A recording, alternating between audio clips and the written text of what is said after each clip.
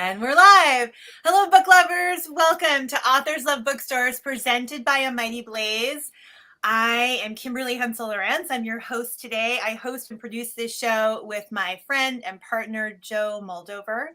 Our regular viewers know that it's been a goal of ours this year to feature writers and bookstores from all 50 U.S. states, as well as Washington, D.C. and Puerto Rico. We're very close to achieving that goal.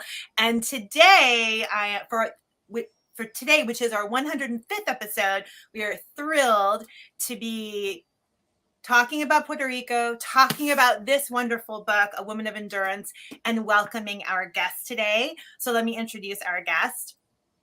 Our guest here to my left, right, depending upon how you're looking at the screen, is award-winning author Dahlma Llanos-Figueroa.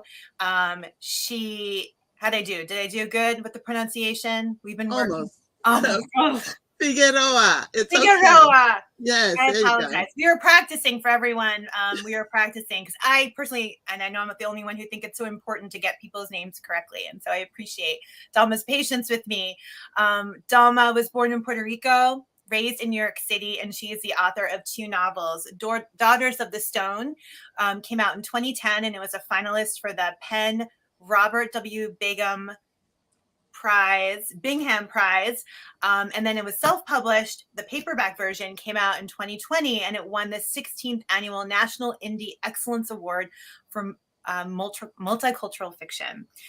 Dahlma's brand new book is called A Woman of Endurance. It came out just a couple of weeks ago in English, and it also came out in Spanish as well. And the title of that is Indomita. Indomita. We can all understand that I did not study Spanish. But the book came out pretty much simultaneously in both languages, which is really exciting. So in addition to her books, Dahlma's essays and short stories have appeared in a number of anthologies and literary journals here in the United States, as well as in Africa and Brazil. In addition to her published works, she taught creative writing and language and literature in the New York City public school system. She was a young adult librarian. She also taught writing outside of the school system to senior citizens and to adults. And she did all of this while dedicating herself to her writing, her speaking engagements, and her commitment to her craft. She resides in the greater New York City area, in the Bronx. And we are thrilled that you're with us today. Thank you so much for making time to talk with us here on Authors Love Bookstores. Thank you for inviting me. I've been looking forward to this. Me too. So, congratulations. Thank you. On A Woman of Endurance. I mentioned to you before we went live that this book, it was amazing to read. It's very moving and powerful, and I feel very grateful for the time that I spent in this story. I found your writing to be poetic and lyrical, and I know I'm not the only one, because when I pulled up reviews for the book, they're terrific, and I'm going to share a little bit of those reviews with our audience now. So let's see. Kirkus calls the book absorbing and complex. Publishers Weekly says this harrowing story is hard to put down. That is very true. And that the book is intense and bittersweet with vivid characters and lively prose. There was another review that called the book a saga of faith, survival, and love with engrossing and evocative writing. A lot of people commented on how beautiful your writing is. Booklist says your prose is at once merciless and elegantly descriptive, conjuring atrocity as well as historical atmosphere and creating characterization that is sketched sparingly but with depth. And that those seeking tales of triumph through endurance will find this an engaging, if at times brutal, read. Congratulations. That's a mouthful. Thank you. No, it's good. I think it's true. When you're writing about the, transatlantic slave trade, it's going to be a difficult subject to read, as it should be. But you write this story. I was really struck when reading this, how difficult this story is. There's such a lack of humanity. There's pain, loss, grief, cruelty. And it's hard to read, but it's important to read. right? You like, this is how we learn, and this is how we are better people, because we try not to repeat the past. What you have done in this book, though, is you've countered that darkness with a lot of light by focusing on resilience and strength. And the main character, Paula, finds friendship. I mean, it's interesting that the part of the story you focus on in her life is the place where she finds a renewal of her faith, where she finds friendship, where she finds support.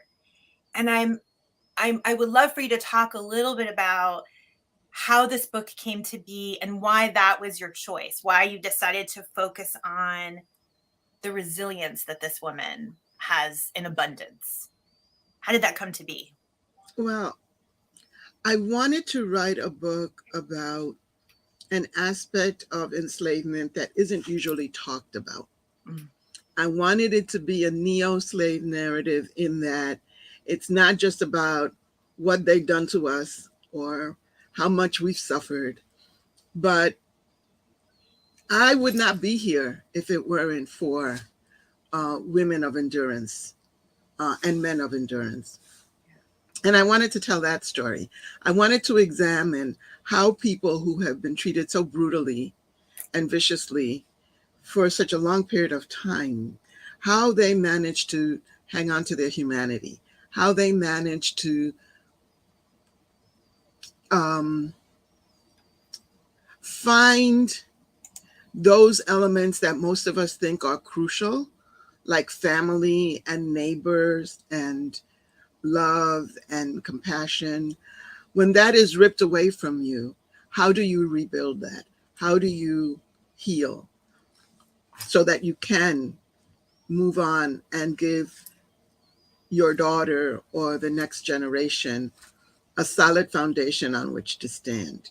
And had there not been people like that, many of us would not be here today. Yeah. So that's the story I wanted to tell, the story not told. Mm. And there's not much written about the slave trade in Puerto Rico. Is that? No, there isn't a lot written. More is being written now. When I started my journey of research back in the 80s or 90s, there was much less. And now there are many Afro-Latino scholars who are forging ahead and telling our story from our perspective. There's a character in the book. Her name is Tia Josefa. Josefa. Yes. And she is someone who becomes very important to Paula. And she says to Paula, "We all carry our nightmares in unspoken places. The details may be different, but the outcome is the same. They want to steal our humanity to ease the weight of their own souls. Don't you become the empty vessel they want to believe you are." And she is a woman of great wisdom in this novel, and says many beautiful, powerful things. And I was struck by her words, how the advice she offers Paula when the book takes place, and this is 1850s, is advice we might give one another in 2022. This idea of we all have burdens, and they're all different, but they're all burdens, and how we must protect ourselves. And I wondered if you could talk a little bit about that, because I think with that, I'm very moved by that these words from so long ago tie the book to the current day. Make a book of the past a story of the present. Can you talk a little bit about that connection? I think when you write about humanism and the human aspects of people, you are erasing time, because those are constants, right? The same things that we needed in 1700, we need in 2021, which is understanding and caring and support and love. I see around me too many people who are bound and determined not just to point out differences, because I think differences are inherently good because they make us grow, but to make the other less than. And I wanted to create a world where you see the other as you and needing the same things that you need. And so whether it is an Italian grandmother in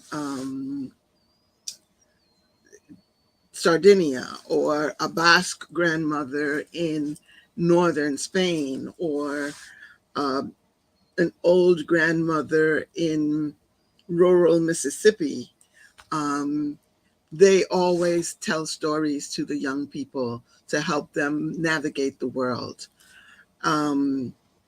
So I wanted to create these women who were mother archetypes, because we all know that enslaved families were torn apart purposely, that people often lost their parents, if not their family as a whole. So what happens when that happens to you and that those underpinnings are ripped away? Then you have to find others. And so you find a Tia Josefa, who's very much a mother figure who deals with the soul. And then you have Pastora, who's a mother figure that deals with food and nourishment on the physical level. And then you have Rufina, who is a mother figure on the healing, the emotional and psychological level. And so this trinity of women create the mother that was taken away from Paula as a child. So I wanted to look at how we not replace, but find people to fill the spaces that are left empty in us. And that is true of anybody, anywhere. You also gave all of the characters, the three women you just mentioned, Simone, Paula, you gave them the opportunity to highlight their skills, a sense of purpose, which I think helps fully define them as almost, they feel real, right? They're more than the sort of this image we have of an enslaved person. They are right. They're more than their function. Exactly. Yes. Exactly. Their talents shine in the book, and that brings another level of humanity to this story. Yeah.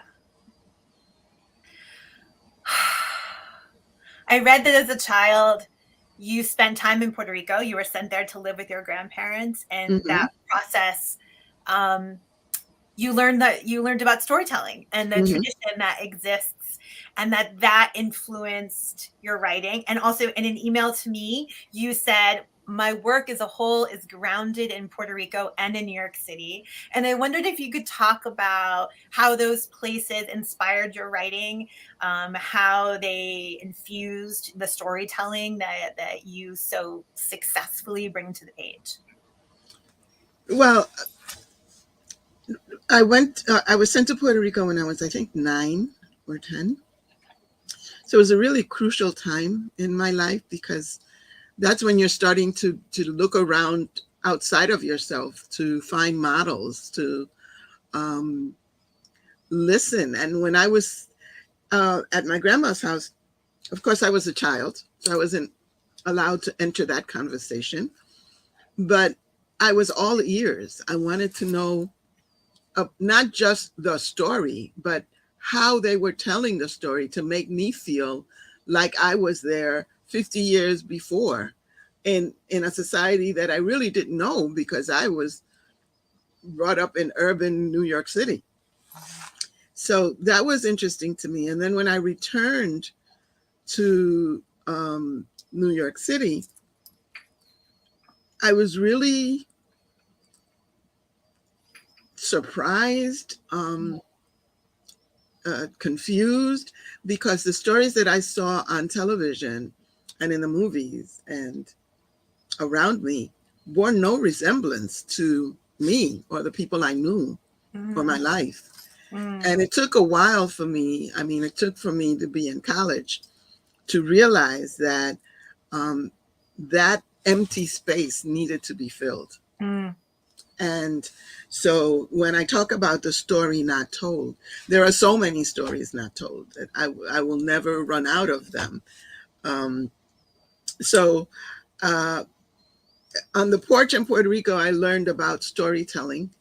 And through my traditional education, I learned about how different people tell stories. So Edgar Allan Poe tells story differently than my grandmother, and that's different than Edith Wharton, and that's different than the French novelists of the 1900s. So I just got a very rich education all around. And then I can interject the stories I wanted to tell, because now I've learned how to tell a story. Where did this book start? I mean, I know you mentioned you wanted to write a story about, you know, the resilience, about women who endured. But what was there an image or a story from your childhood that sort of, because you said earlier that you've been researching this since the 1980s. So I imagine this has been something you've been carrying inside of you for a long time. Right. There's actually, Paula came from the first novel, Daughters of the Stone. She's a minor character in that novel.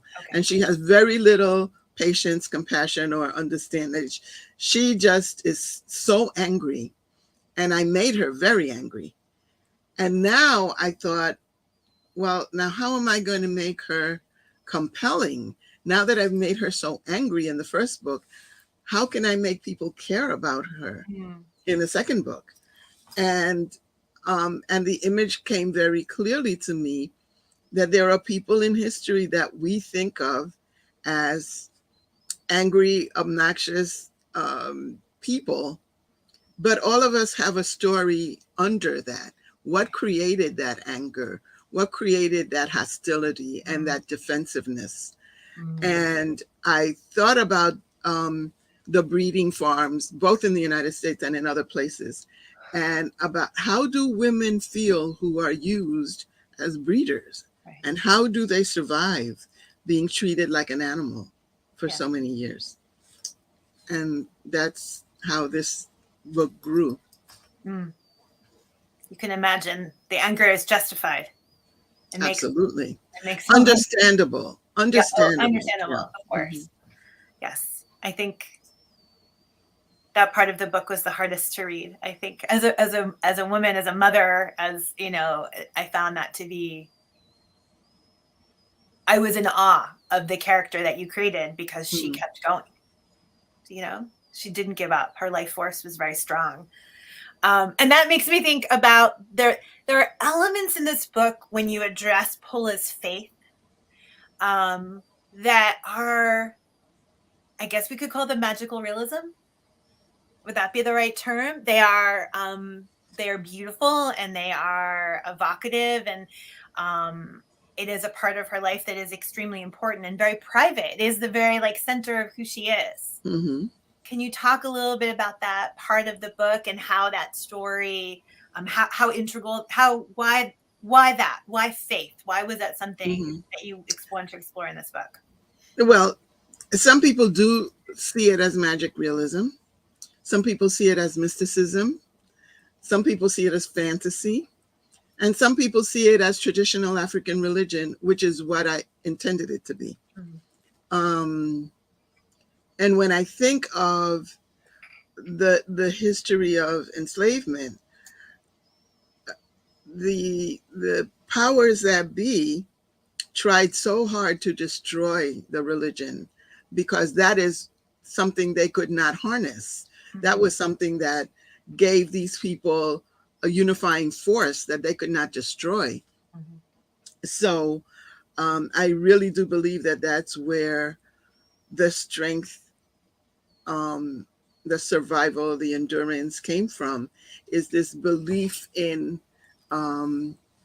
nature, in the forces of good, and those things could not be taken away. Those things could not be whipped out of people.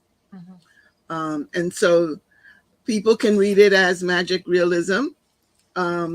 People who are practitioners of the different African religions can see it as an ode to their faith.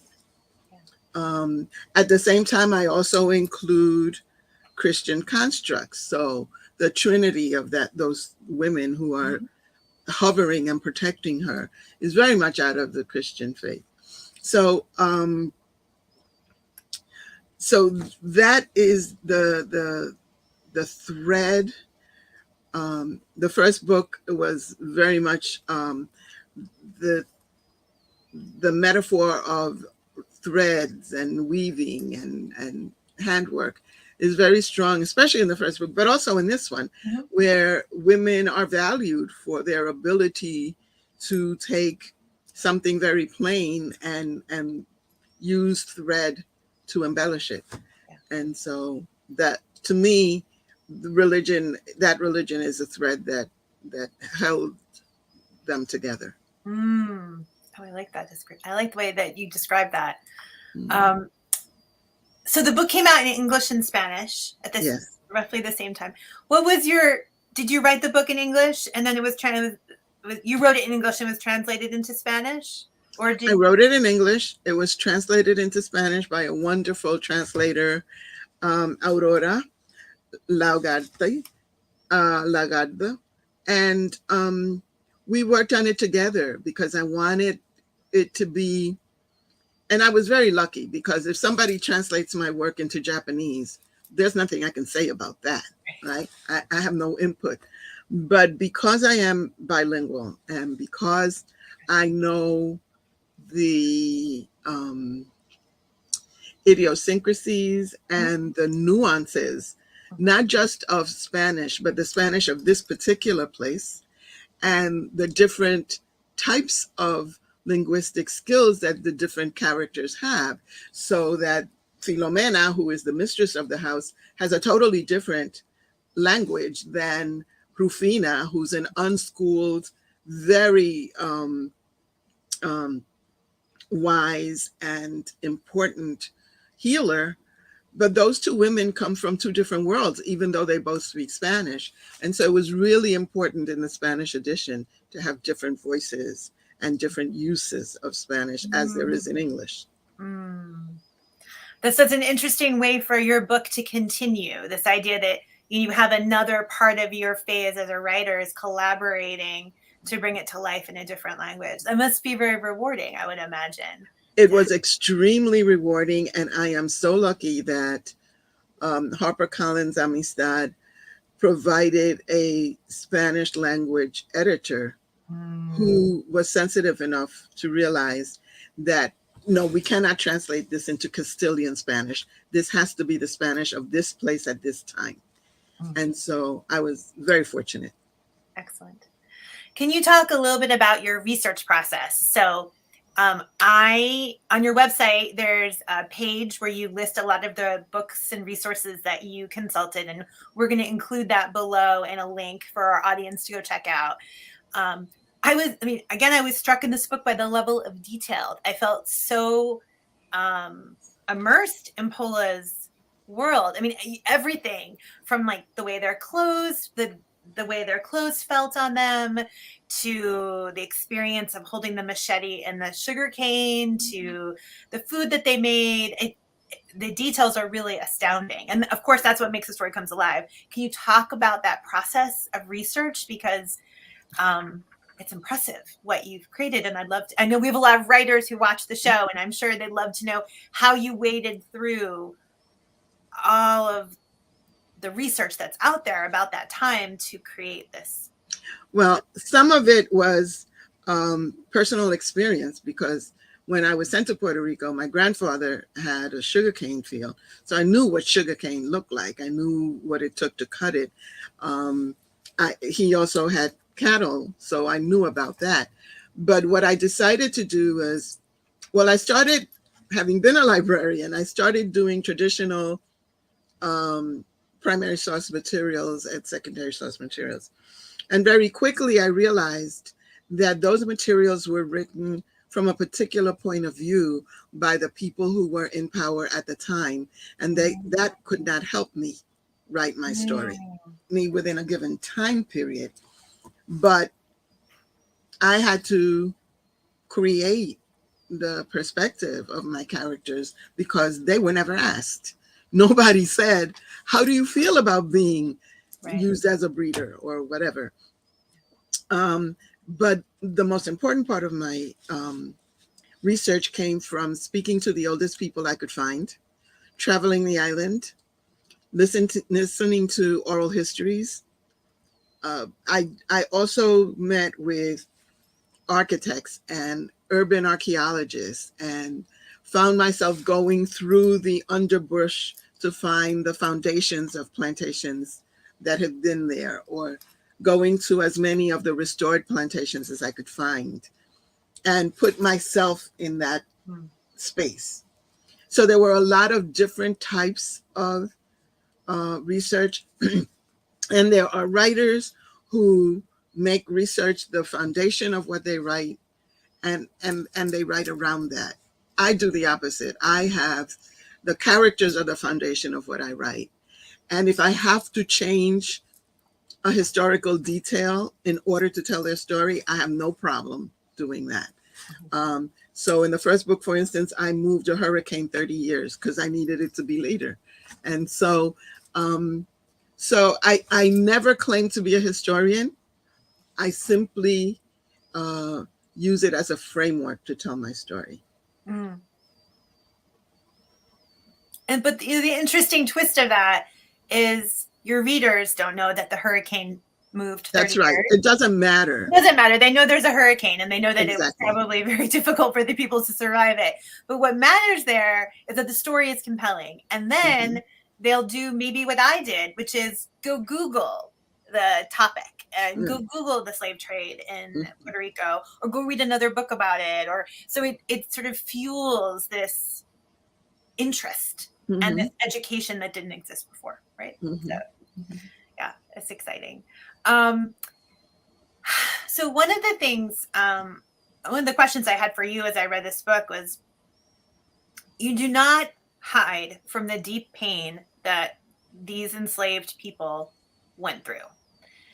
There are scenes in this book that are very hard to read.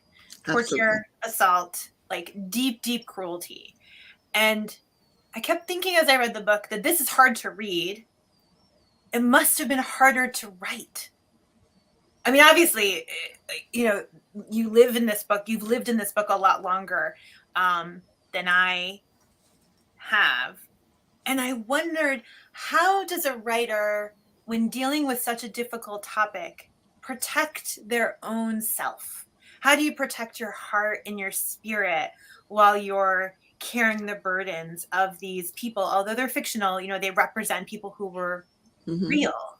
How did we have a lot of writers who watch the show, and I don't know if this is too sensitive a question, but how did you protect yourself or support yourself during this process? I'm sure they'd benefit from hearing what you did. Right. Well, when I started, I knew that I could not convince you, the reader, of this world that I was creating unless I became a part of it. And in doing that, I ended up in the ER. There was a scene that I wrote that I thought, you did a really good job. I got up and I started throwing up and I didn't stop. And I had to go to the hospital, get rehydrated, and basically be put together again, put Humpty Dumpty together again. And I do a lot of meditation, and I talk to my characters during my meditation. And I said, look, I can tell your story, but you've got to help me out here. I can't tell your story if you make me sick. So that was basically, you could look at it from so many different perspectives. But one of the things that came out of that is, after those really difficult scenes, I went to something totally different. I didn't stay there. So there may be a story about um, runaway slaves who are captured and tortured. Um, and then after that, there may be a fight scene in which something is humorous, right? Mhm. Or Simon's voice comes in. Simon's voice is a bomb throughout the entire novel. He only has 6 chapters, and they're very short chapters. Um, but his is a calming voice. His is the voice of love. His is the voice of reason. His is the voice of, we will get through this. Mhm. And one of the things I tried very hard to do was create as diverse a Black community as we see white communities in other Mhm. literature. So, they're not monolithic workers who just, work and they're all the same and that's it. There are Black characters who are collaborators, who are healers, who are loving, who are masochistic, who are self-loathing, who are arrogant and prideful. I wanted to encompass as much of the human element as I could in the life of these characters who, yes, I hope become people to the reader. If they don't become people, then you don't have a compelling character. Right. So, but what I do ask of the reader is to trust me. I hold you in my hands, and I will never leave you in the dark, because we were never left in the dark. We always found a way out. And every reader should have that option. So Thank you for sharing that, Dahlma. I appreciate that. I'm sorry that the experience was, I'm sorry. I can only, again, I asked the question because I knew as I read it that this must have been yeah, well, challenging. but only by knowing where they've been can you appreciate how they triumph.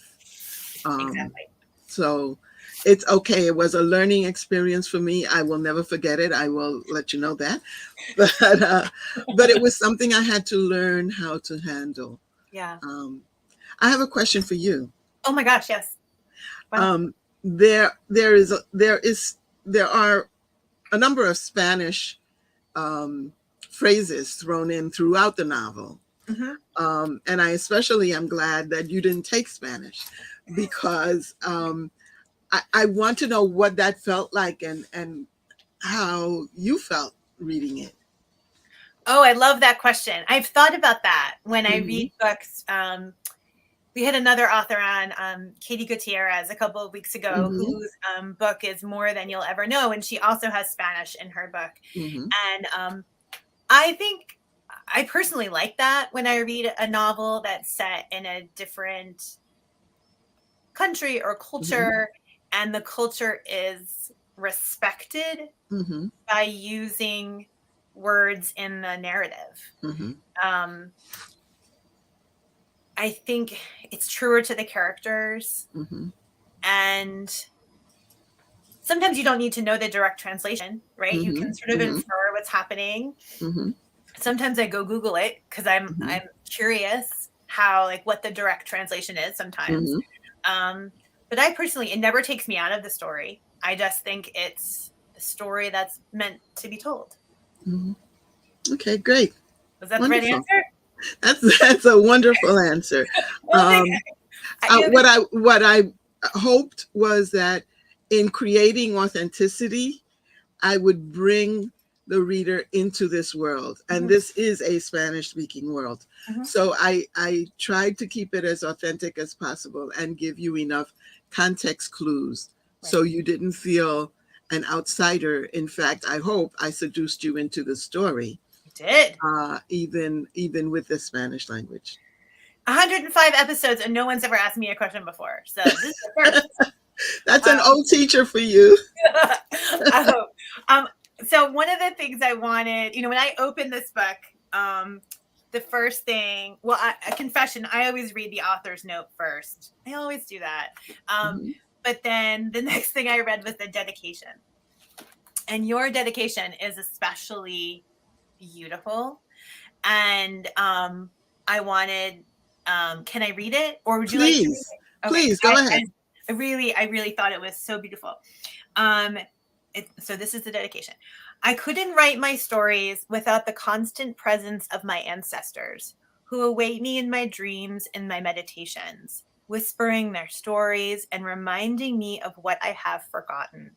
This book is dedicated to them because their stories have lived for too long under the waters of the Caribbean, unrecognized and in imposed silence. Let there be light to illuminate as yet to be told truths. Dahlma, that's really gorgeous. And I think you've done that with this book. I hope so, yes. Yeah, it's really beautiful. Whispering their stories and reminding me of what I have forgotten. Do you feel like you've remembered things writing this book, or remembered part of your history, your family's history? Absolutely. Absolutely. There are things that came up writing the book that I would never have known. And I wrote them, and then I went and researched them to make sure that I wasn't just making things up out of whole cloth. And it was right. It was right. So in some ways, I think of myself as an antenna, as a receptor of memory. Antenna. I love that. How has the book been received in Puerto Rico? I will find out. Are you I haven't gone there yet. Okay. But I'll tell you what some of the things have happened that make me feel so good. Yes, please. There is a family, 3 generations, the grandma, the mom, and the daughter. They live in New York City. The mom is first generation and prefers communicating in Spanish, although she can in English. The daughter is bilingual, and so she read the book first, the daughter, in English. She bought it in English for her daughter, and she bought it in Spanish for her mother, so that they could have a discussion on the topic of motherhood in this story. Oh, so wow. That was wonderful. That is wonderful. You know, another person is bilingual, but she was educated here in the United States, so she's not equally bilingual. Very few people are. But she bought the book in English and read it in English, and then she bought the book in Spanish and bought the book in Spanish audio. And so she's listening to it as she's reading it in Spanish. So she's getting a whole Spanish refresher course. So people are finding all kinds of innovative ways of approaching the book that I never anticipated. Wonderful. That's a good reminder that we're including links below the broadcast for our audience to go purchase the book, both the English version and the Spanish version. Those links are below. And that's a nice transition, actually. This book, this show is a show where we talk about bookstores as well as books. And I know that you have 2 bookstores you wanted to mention, one in Puerto Rico and one in New York City. Could you tell us a little bit about these bookstores that mean so much to you? Okay. Before I do that, I just want to make one last comment about the audiobooks. Yes, please. I have to thank the narrators of those books, because I've been told by readers that they have done such an exemplary job of giving voice to my book and my characters. And I haven't met them, but whatever day I do meet them, they're going to get a big hug and a kiss. Because it's one thing to read it on a page. It's another thing to listening to it while you're getting to work, or while you're putting children to bed, or whatever. And so I really think of them as my co-creators in a sense. So thank you so much. Now, about the bookstores. Yes, please. One bookstore that I love in San Juan is called Casa Norberto. Norberto is the name. Mhm. It is in a huge shopping mall called Plaza Las Americas. So people who go there can find parking easily and be in a nice, comfortable, air-conditioned space. I love this bookstore because it is a huge retailer. There are many different rooms for different types of books. They have both English and Spanish language books. Um, I first found out about this store because I went to Puerto Rico after Hurricane Maria, and uh, personal friends had given me money to help out in whatever way we could. And luckily, we were able to buy some computer equipment. But then I went to the store and just went crazy buying books for the local library. Um, there is a coffee shop with wonderful pastries and sandwiches and all. So you can go in there and spend all day sitting there reading and discovering new treasures. So that's Casa Norberto in San Juan Mhm. at the Las Americas Shopping Center.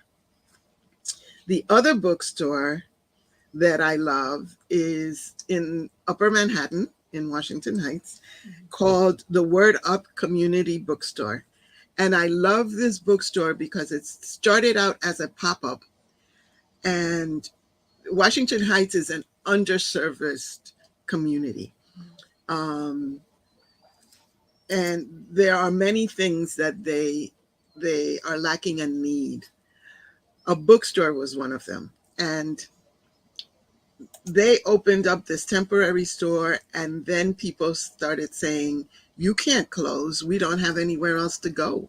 And so the community itself started funds, trying to maintain them there. Eventually they got a space. They now have a space. It's small and chock full of books. They have new books, which are great. They also have used books, which is also great because there are people who can't plug down $30 for a hardcover book. So it's wonderful that they have secondhand books, gently used books. And but recently they opened a second site called Recirculation, which is a performance space. And Oh, so now they bring in writers to read in the community. So people don't have to get on the subway to go downtown to go find a book. Um, it's it's a wonderful space. It feels warm and inviting. It's run by volunteers primarily, and it exists because the community wants it to be there. And so they're two very different kinds of bookstores, these two. yeah. But they feed me. They're like me. They're bilingual and bicultural, and feel at home either in San Juan or in Manhattan. And I really wanted to share that with people. I just did a presentation there called El Gran Combo, the Great Combo, and they brought together 5 newly published Latina writers. And we all read and shared stories and talked to people in the audience. And the children talked about why they wanted to be writers. And it was just a wonderful, warm, and loving environment. So Wonderful. those are the 2 stores that I hold close to my heart. Wonderful. Thank you for sharing them with us. Absolutely. We've included links below to both of the bookstores. So if you find yourself in San Juan or in New York City, be sure to visit both of them. Also, we've included links to buying Dahlma's books from Word Up. And then I believe you mentioned earlier that they may have signed copies as well. They may, and if they need to replenish, I will be more than happy to hop in my car and go down there Excellent. and sign some more. So we're coming to the end of our time together, which makes me sad. But I'm really grateful for your time and for talking with us about A Woman of Endurance. I wanted to just ask you as we sort of close out, what is it that you hope your readers take from this book? What do you hope is the feeling? Or, I mean, obviously we want them to go buy the book, buy it for their friends, tell everyone to read it. But when they go to the last page and they close the book, what is it that you hope that they're carrying inside of themselves? You know, there is so much contention in our society. I really want people to read my work and take it not as an accusation in one way or the other, but an opportunity to open a dialogue where there isn't throwing barbs back and forth, but rather looking at what do we have in common? What is our humanity? What ties us together? It's not that I forget the past, because until we address a wound, we cannot mend it. We cannot heal it. And I'm hoping that by shifting the attention from you and me, we switch it to the characters and talk about what motivates people to do this. What can I find of myself in each one of these characters? And I hope that is what comes out, a dialogue.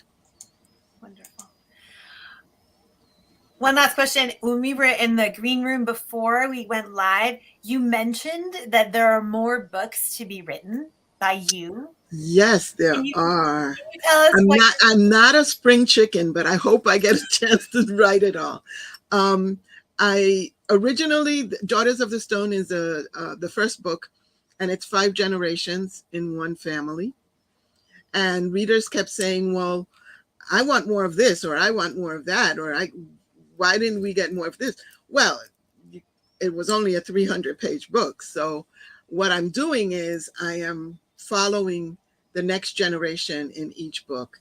And so I'm hoping that there will be 4 or 5 books going the whole 150 years that were introduced. So it'll go from Africa to colonial Puerto Rico to the United States, and follow the entire journey of this Afro-Puerto Rican family. Well, I will keep an eye out for those books. I look forward to reading them, Dahlma. Absolutely. Thank you so much for being with us today. I really am very grateful for our time together. Thank you so much for the invitation and for being such an insightful and careful reader. Thank you. I really hope everyone out there takes the opportunity to check it out. Gonna hold it up again. To our audience, thank you for being with us today here on Authors Love Bookstores. If you liked today's show, and we hope that you did, please subscribe to A Mighty Blazes page on Facebook so you can get notified about all of our other events. If you're not a Facebook person, hop over to our website, amightyblaze.com, to sign up for our newsletter. It goes out once a week and gives you a rundown of all of the shows. We'll be back in 2 weeks. That's August 3rd. We'll be back at 4 p.m. with another episode of Authors Love Bookstores. I should say 4 p.m. Eastern Time. And we'll be going to Alabama. We'll be welcoming author Jen Phillips with the Thank You Bookshop in Birmingham, Alabama. Please join us then. Dahlma, thank you again. And to everyone, until we meet again, please be well and keep reading.